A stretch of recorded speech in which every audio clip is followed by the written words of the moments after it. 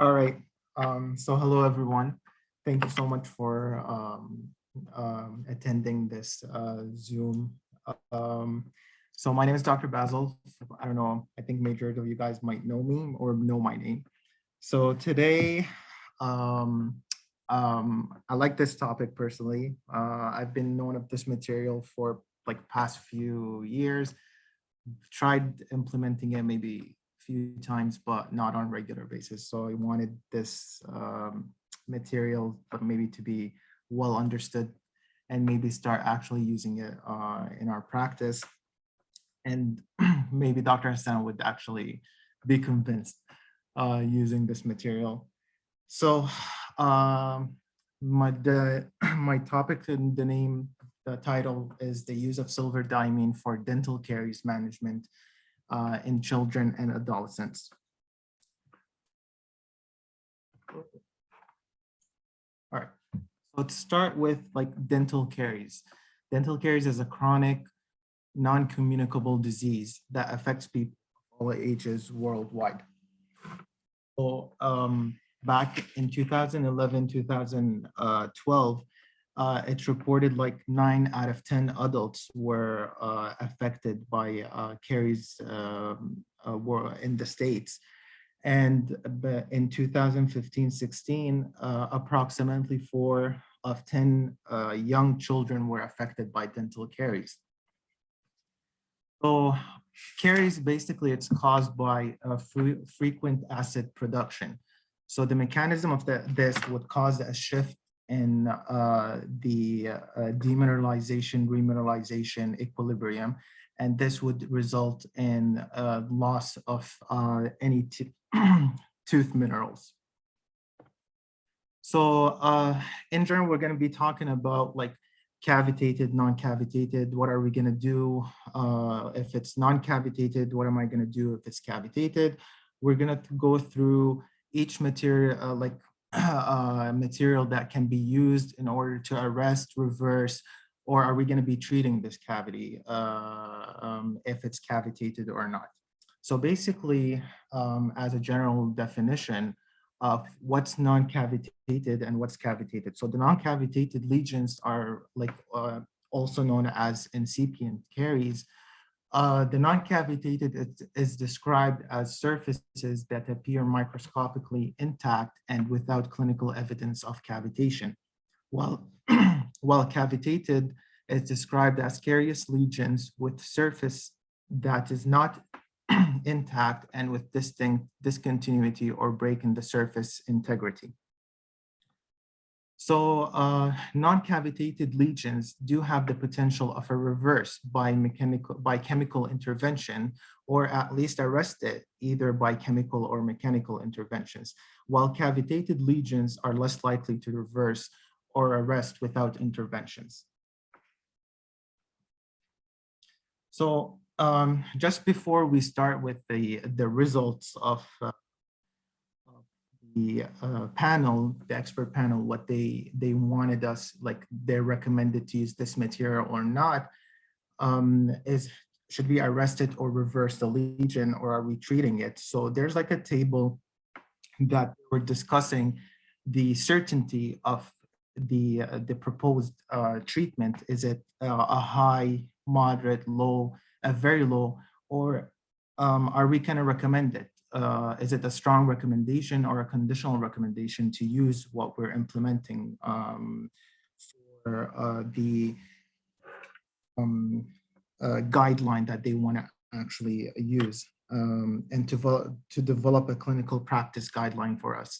So basically, a high certainty is when we are very confident that the true effect lies close to that of the estimate of the effect, where moderate certainty is when it's moderately confident in the effect of what we're proposing to use, or as a low, which is very low in estimate, which is just low in estimate, and a very low is that the confidence is very little in the estimated of what we want to use. So, and the recommendation, are we going to be a strong recommendation to use, or is it going to be a conditional recommendation? Well, it depends on multiple things for patients, clinicians, and the policymakers. So for patients, are we going to do it as a strong recommendation or a conditional? Well, what does that mean? So for patient is that when we're going to say it's a strong recommendation, are most people going to use it or not? So with a strong recommendation, we're going to say most people in this situation would want to recommend it course of action, and only a small portion of the would not want it. While a conditional recommendation is that most people in this situation want the suggested course of action, but not many would, would want. For clinicians, when we're going to say it's a strong recommendation, so that we know for most people should receive this intervention, while conditional recommendation, we just have to recognize what different choices will be appropriate for the individuals of the patients and try to actually come to a decision that will be comfortable for the patient and their values and preferences. Are we using it or not for them? So basically, what we're discussing over here is to arrest cavities, or are we going to reverse? So with arrested cavities, coronal carious lesions on primary or permanent teeth, should we use silver diamine? Should we use silver nitrate or sealants? Basically, right now we're talking about non-invasive procedures to try and arresting what lesions we have. So for arresting cavities, basically the study over here was done over 2,115 participants, and it had a follow-up for more than 30 months. And then they got this results, and then they gave us the recommendation. So with the results of over a follow-up comparing different type of SDF, it showed that using 38% SDF biweekly, over 38%, biannually, over 38% only used once a year. It showed that biannually, it will give 1.13 times greater in actually arresting this lesion. So in other words, every 100, we have 6 more lesions that will be arrested using 38% SDF or twice a year compared to 1 time a year. Also, it was compared with 30% SDF with sodium fluoride varnish 5% to be used. So the fluoride varnish was used once a week for 3 weeks compared with 38% SDF used same thing once a week for 3 weeks. It actually showed that 30% SDF would result in arresting the lesions in 1.4 times more than using 5% sodium fluoride. So the recommendation of the panel was to use in primary teeth and permanent teeth. In primary teeth, it was recommended actually to use 38% biannually over 5% sodium fluoride varnish application, which we apply once per 3 weeks. So as what I was discussing earlier in that table, this was a moderate certainty evidence, and it was strongly recommended to be used. While for permanent teeth, it was the same thing. The expert panel suggested using to prioritize the use of 38% SDF solution biannually over 5% sodium fluoride varnish application once per week for 3 weeks, but the certainty over here was low and the recommendation was conditional. So going to the arrest or reverse of non-cavitated. So those are the incipient caries. So what are we going to do with them? There's like different materials. Should we use, basically SDF is used for cavitated. When we are diagnosing a cavitated lesion, that's it, go with SDF. But if it's still incipient caries, no, different materials was recommended to try arrest or reverse those lesions. So basically over here in this table, it was giving where we're comparing between the primary and permanent dentition and what material to be used. So over here, we're going to be like just summarizing it up more better in the tables, where over here in the primary teeth and coronal surfaces, through occlusal, proximal, or facial or lingual. So basically, if we have an occlusal, we want to know non-cavitated to cavitated. So cavitated, definitely occlusal, proximal, or facial and lingual right away, 38% SDF applied biannually, where for occlusal, when it's non-cavitated, the expert panel recommended that we use sealants plus 5% sodium fluoride varnish that is applied once every 3 to 6 months, or sealants alone. Over here, the recommendation was moderately certainly about this, and it was a strong recommendation to actually use those material. If they were not feasible, then we go to an alternative, which is 5% sodium fluoride varnish applied once every 3 to 6 months, or 1.23% APF gel, or resin infiltration plus 5% sodium fluoride varnish, same thing, 3 to 6 months, or the use of once weekly 0.2% sodium fluoride mouth rinse. So those are not as strong as using the recommended initially, the sealants, but those are way better than actually not doing anything. And it showed more, more certainty in arresting and not doing anything and leaving the incipient cavity, lesion, sorry. So with the proximal, non-cavitated, so what are we going to use? The recommendation of the panel was to use 5% sodium fluoride varnish or resin infiltration alone, or a combination of using both resin infiltration plus 5% sodium fluoride varnish or sealants alone. So over here, there was something that I did like to share, was how are we gonna actually see what an proximal, is it cavitated or non-cavitated? So basically, either we can use ortho bands to actually make a space between the teeth and visually start seeing the cavity. Is it cavitated? Sorry, the lesion, is it cavitated or non-cavitated? And then we do our assess. Or we can rely radiographically on this.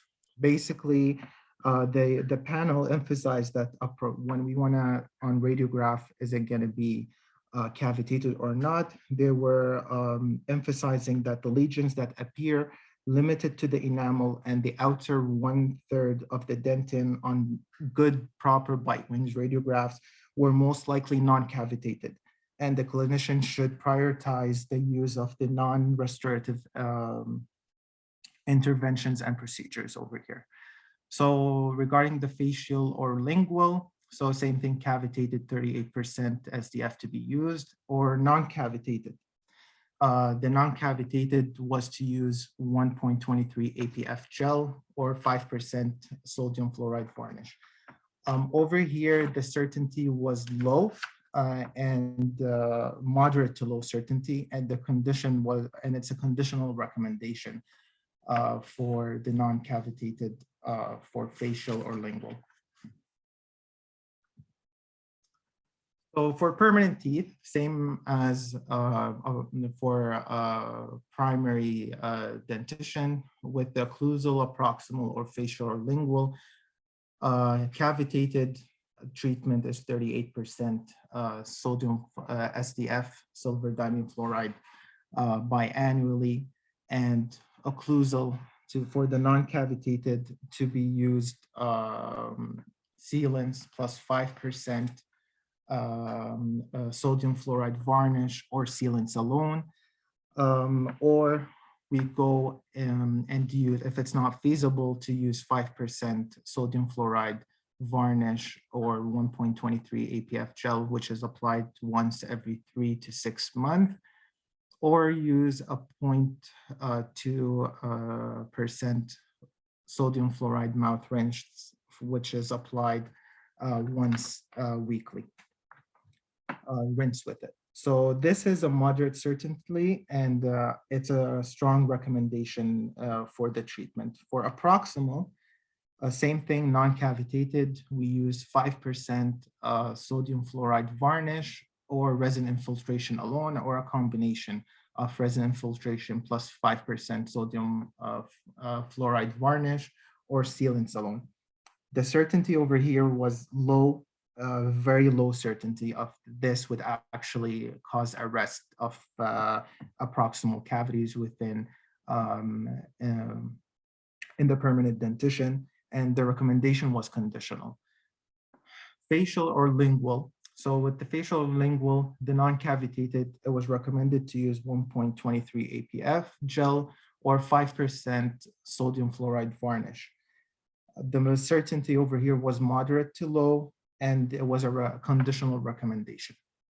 So the only difference with permanent and primary teeth was the root surface. So root surface decay on primary teeth, we can't use, it was not recommended to use any kind of way to arrest right away, go to a kind of a restorative procedure to actually treat the carious lesions that were noted, while if it was on a permanent tooth, it was recommended to use 1.1% sodium fluoride toothpaste or gel.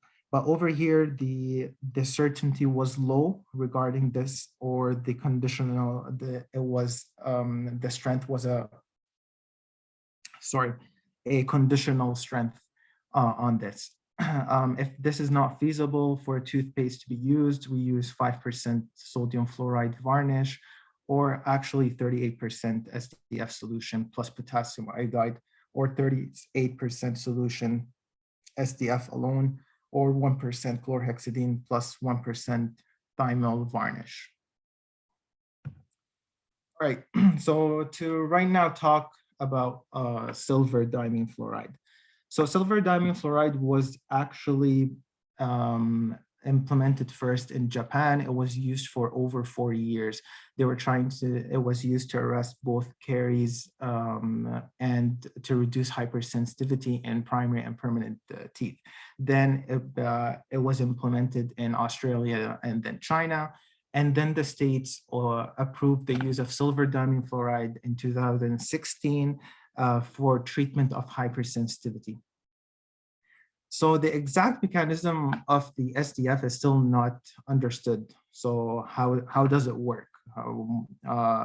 Basically, they believe the expert panel, the studies, is that they believe that the silver diamine fluoride will react with the hydroxyapatite to form calcium fluoride and silver phosphate.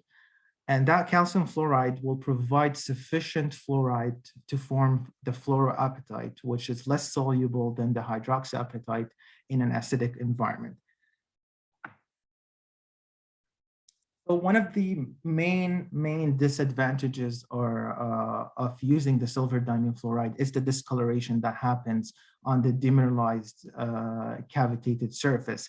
And because of this factor, before we actually go to choose silver diamine fluoride as a treatment option, we should let the patient sit with the parents and actually start showing the parents images of those staining of the silver diamine fluoride, because not all parents would be accepting that they're going to see blackness on their children's teeth. They're going to all think, oh, isn't that a cavity when it's black? So you're going to have to come sit with them, actually start showing them what does that mean, and why are we using it, and how is it effective. Usually silver diamine fluoride is way better using it on anterior teeth than posterior teeth. It's because the anterior teeth, you can actually brush them way better. So even if we arrest a cavity, if not continuous maintenance, the lesion is going to be, the tooth is going to become cavitated again, and it's going to become an activated lesion again. So not necessary that if I do use SDF, that's it, it's going to go. No, we go back to the initiation. You have plaque, you got the initiating factor, you got bacteria, and it's going to lead to producing of acidity and developing cavity again. So SDF has shown to be more effective in arresting caries than fluoride varnish. it has approximately 2 to 3 times more fluoride retained than delivered by sodium fluoride, stannous fluoride, or the APF. Silver diamond fluoride has not been shown to reduce adhesion of resin or glass ionomer restorative material. So there's a technique that most clinicians might actually use, is that when we got a big cavity, maybe I don't want to, we want to arrest the decay that's very close to the pulp, but we want to restore the tooth from the externally. So basically, we apply the SDF, we remove the discoloration or the decay from the outer part, and we can actually restore the tooth back. And it's not going to affect on using resin or the glass ionomer material, whatever the clinician wants to use for the treatment. And there was no reported at all any damage to the pulp with using SDF. SDF should never be placed on exposed pulp, and teeth, when we use SDF, should be monitored clinically and radiographically at least 2 years before you say, okay, that's it, we're good, but periodically highly recommended. So when are we gonna use SDF? So basically, when the local or general anesthesia is not the treatment of choice, or we're going to be delaying, maybe a patient has an extensive treatment plan with a lot of decay, and we want to refer him out maybe for general anesthesia or IV sedation, as what we usually do in our practice. And there might be a wait time on the treatment where they're going to see the specialist, and then they're going to give them an appointment and whatever. It might take, I don't know, a month or two. So why should we leave an active decay presented until 2 months until it becomes treated? And with the rate on with primary teeth, it might actually be a small cavity, and in a few months, it's going to be a symptomatic one. So basically, we can apply this, arrest the decay, and then send it to the specialist. And as we said, it's arrested, but if anything was still active, we can actually restore it. Or we can use it when the patient is not cooperative. The patient has one decay. We're not going to send him to be put to sleep for one tooth. So we can apply silver diamond fluoride and actually arrest this decay, and definitely we're going to be monitoring it. If it becomes active, then maybe in a restorative manner, we're going to be addressing the cavity. And when dental caries are difficult to treat, maybe a very big cavities extending subgingivally, we cannot restore this tooth, and it's kind of okay, and it's not symptomatic to the patient. We want to retain that. So let's try using SDF and actually arresting the decay. Or when the cost is a major factor. So not every patient can actually go for an extensive treatment to be done under sedation or even regular. So we'll give him an alternative of trying to give something for the child of using actually silver diamond fluoride to arrest the decay. It's less costly than doing the full treatment. And it's an acceptable approach to go for. If the patient or parents do not mind of actually the black staining and they're okay with that, then this is the treatment to go for. So the criteria for the selection of the teeth that we want to treat with silver diamond fluoride. So there's no clinical, first of all, we don't want any signs of pulpal inflammation or report of pain, because if that's the case, we can't use it, go to alternative measures. And second is cavitated lesions that are not, that are close in contact with the pulp. So we don't want that are not to close contact. Any cavity that is close in contact with the pulp, it's not a criteria to be selecting silver diamond fluoride to arrest. And the third would be any cavitated caries, lesions on any surface that we need to assess it and apply it through a brush. So like proximal decay cavities that are noted, if I can't get my brush in between the teeth, to actually apply the silver diamond fluoride, this is not going to work. So as what I initially said, if we wanted to actually do it, we might need to use some orthoelastics, open up the space between the teeth, and then apply it with the brush. Or at that point, silver diamond fluoride is not the treatment of choice to select. All right, so definitely before doing the treatment, we do want an informed consent. We got to tell the parents this is how it's going to be. This is the discoloration that's going to happen on the teeth, and are we okay doing it or not? So one of the main disadvantages that I told you about was the staining of the treated lesions. So not everyone would want this color, this discoloration on the primary teeth, and they're going to say, no, this is not aesthetically pleasant, and we cannot use, we don't want our child to go through that. So at that point, if I did not get informed consent before, we might get into a problem with this, this issue. The second is that SDF might actually cause staining on the skin or clothes. So we gotta be careful when we're removing the, when we're delivering the material, not to touch the skin or not to dip a lot from the material. Basically, we're gonna use 1 drop maximum in order for the whole procedure, for the whole dentition to be used. 1 drop is more than enough. And the third, what we need to do for the consent is the need for reapplication of it. So it might not, as what we said initially with the results, is applying it biannually. So the patient should be aware that this is going to be applied not only once. It's not going to be once and then it's not going to work again. We're going to need to do it like maybe once every 6 months until we make sure it's arrested and maintaining it. So just sorry, before we go to the video. So basically when we want to know is this cavity arrested or not, we're going to rely on the hardness of it, not the color. So the color does not necessarily mean that the cavity was arrested. So we got to make sure we do a proper exam of a follow-up, making sure that this is hardened tooth structure now. If you feel that it's not as hard as, that means it's not arrested, that means we might need to reapply again the material. So I hope the sound would be clear for you guys.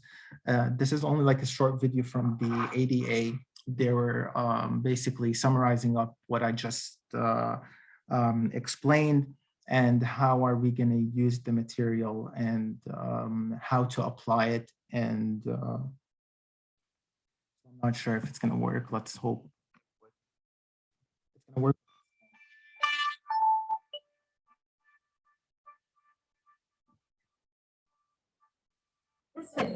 This video contains some of the latest recommendations from the 2018 ADA Clinical Practice Guideline on non-restorative treatments for carious lesions.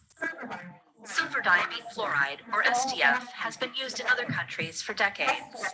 SDF is safe for tooth decay across the age spectrum and is a non-invasive way to treat carious lesions without the need to drill and fill. In 2014, the United States Food and Drug Administration cleared SDF for use as a desensitizing agent, and that makes the treatment available for use off-label for caries arrest. This has led to a call for national guidance. An expert panel convened by the ADA reviewed the scientific evidence to provide recommendations on the use of non-restorative treatments for carious lesions. The panel recommends the use of 38% SDF to arrest advanced cavitated carious lesions on any coronal surface of primary teeth and suggests the use of 38% SDF to arrest advanced cavitated carious lesions on any coronal surface of permanent teeth. Additionally, to arrest or reverse non-cavitated and cavitated carious root lesions on permanent teeth in patients for whom the use of once a day 5,000 parts per million fluoride toothpaste or gel is not feasible, the expert panel also suggests the use of 38% SDF. Let's begin the exam by asking your patient if any new dental or medical issues have emerged since their last exam. Next, perform a full clinical exam and consider the use of a caries risk assessment approach. While conducting your clinical exam, you may identify one or more tooth surfaces exhibiting cavitated lesions. A cavitated lesion is denoted by a carious lesion with a surface that is not macroscopically intact and with a distinct discontinuity or break in the surface integrity. Upon identification of a cavitated lesion, SDF can be considered as an intervention to arrest carious lesions. Make sure to discuss the effects of SDF with patients. Patients receiving SDF will want to know how their teeth may feel after its application, whether there will be a need for reapplication or subsequent appointments, and why black stains may appear in the sites where SDF is applied. These black stains may not be acceptable to some patients, parents, or caregivers. Therefore, clinicians should explain all non-restorative and restorative options, along with their potential adverse effects.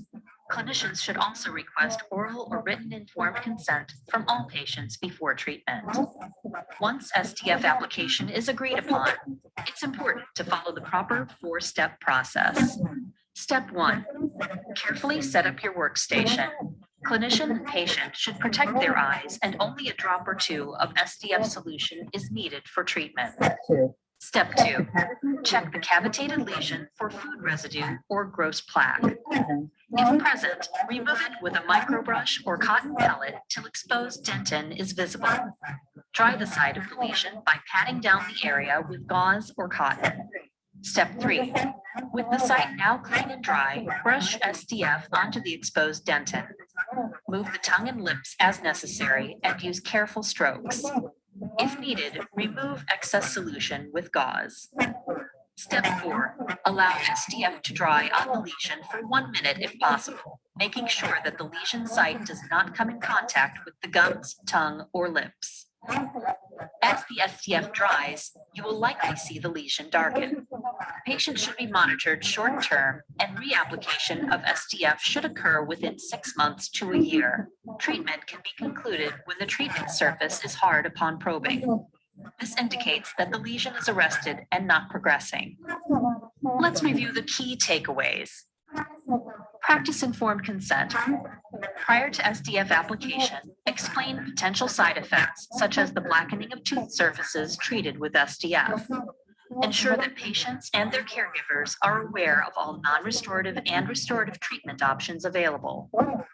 Minimize future caries risk. Talk with patients about how home care, such as routine brushing with fluoride toothpaste and interdental cleaning, can help minimize the need for future treatment. Follow up. After initial SDF application, carious lesions should be retreated with SDF every 6 months or annually. Patients should be monitored periodically throughout the course of treatment so that changes in lesion hardness, texture, and color can be observed. Lesion hardness is the definitive outcome, and hardness upon probing should be clearly observed. For more information on the ADA's clinical recommendations, visit ada.org/caries. All right.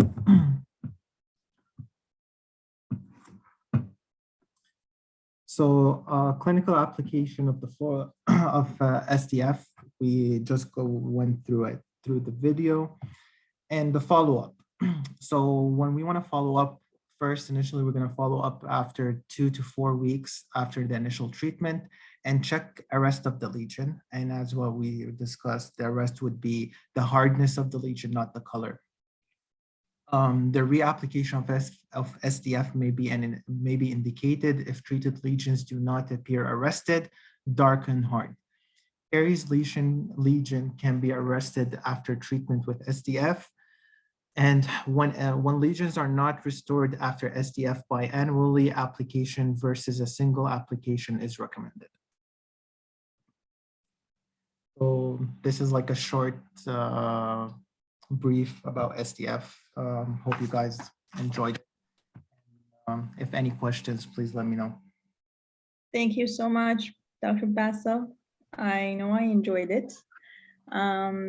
Can you go back to those charts with the permanent and primary teeth you mentioned? a few of them had the strong recommendation. Can you point Yes. out only the ones that had the strong recommendation? So strong recommendation for primary teeth and the permanent were occlusal, where we apply sealants 5% with sodium fluoride varnish or sealants alone. That's a moderate recommend of a certainty and a strong recommendation for both primary and permanent. And basically that's it. That was that's the strongest. The rest were moderate to low recommendations. Great. And you mentioned something about anterior versus posterior teeth. Yeah, so just for the anterior and posterior, both the silver diamond fluoride is gonna act well on both of them, but maintain an interior is slightly easier than the posterior regarding cleaning and brushing techniques on it. So basically, molars would actually might after applying SDF might actually end up getting cavitated again. It's not because the material doesn't work, it's because patient's cooperation or techniques brushing anterior teeth would be very high compared to posterior teeth. Great. I see Dr. Ithar Noreen raising her hand. Did you? Yes. Hello, Go how ahead. are you? Hi. Good, how are you? I'm glad actually this is my first time with you guys. I've been trying to join. It's past my bedtime, but I just did my best to stay up. Yeah, today. It was really nice. Thanks, Dr. Bassel. Thanks You're welcome. for the presentation. It was really nice. I just have two questions, and I guess I don't know if you can explain this, just the reasons, because sometimes when I really understand the reason, it's easy to recall the information. So you mentioned when we're not supposed to use it when it's close to the pulp, or if the cavity is close to the pulp, that we're not supposed to use it. So this is my first question. I want to understand why, what would it do to the pulp or to the nerve? And the other question is that, it was not recommended to be used in non-cavitated lesions. You were mentioning like the fluoride varnish and the others, but not the SDF. So just again, if I can understand like the reason or the rationale behind this. And thank you again. Thank you so much. Oh, you're welcome. Thanks. So regarding the first question, no, we can use it in deep cavitated lesions, but when the carious lesion is encroaching on the pulp. That means when let's say it's very close to the nerve where you're anticipating that you're going to be using, like we're removing the cavity with a slow speed or a round burr, that you might actually get a nerve exposure. So basically that was the non-recommendation about. If it's super close to the nerve, is not to use SDF. What's the complete reason behind it? I got to do maybe some more reading, and I'll let you know. It was not mentioned in those articles. Okay. Regarding the second question is using it cavitated and non-cavitated. So basically how SDF works is it goes onto the demineralized tissue, and it will harden those demineralized. So with incipient caries, yet those are our tissue is still not demineralized, like it's still within the solid state, so it will not act on it. It will not give you what it's intended to do. So that's why we use fluoride or varnish or sealants for the occlusal. I would also assume that we don't want to give the patient some staining unnecessarily. So. Oh yeah, but for the staining, this is not on within it. So there's something, but it's not as effective as SDF. It's like nanoparticle SDF or something. This is like transparent and it will not cause discoloration, but still there's not strong evidence. Yeah, exactly. So I was saying like one of the reasons why we shouldn't use it on non-cavitated lesions is because if it's non-cavitated and there are other more predictable solutions, why should we use SDF and cause that staining that, that is inherent to the SDF. So that's probably another reason. We have another Thank you very so good much. I just want to say thank you so much. I'm sorry for No the problem. thanks a lot. No problem. We have another very, very good question from Gina, and she's asking if it's something that an assistant can apply. I promise to get back to you on this one. It's absolutely great question. Bassel, do you know? Because I'll have to look up guidelines. I don't know, but I know the diagnosis of it has to be done with a dentist. It cannot be Obviously, yeah. applied by But the hygienist. application, I'll have to check. I mean, yes, they do, give patients fluoride, but with the staining and, with the risks that are involved with SDF, I do have a little bit of doubts. I will get back to you on this one. Anything else from anyone? Fatma, do you want to run the poll? Polling, 1 second. I can launch it. Okay, so we're gonna launch the 10 MCQs, and then we'll give maybe, I don't know, 5-10 minutes for you to respond, and then Dr. Bassel will give out the answers.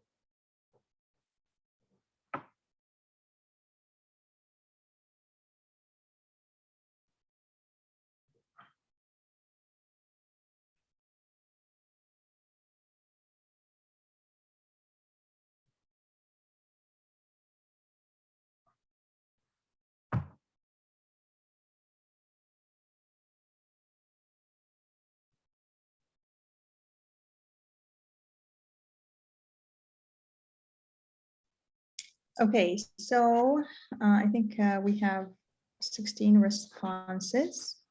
I will end the poll and then Dr. Bassel can take it up.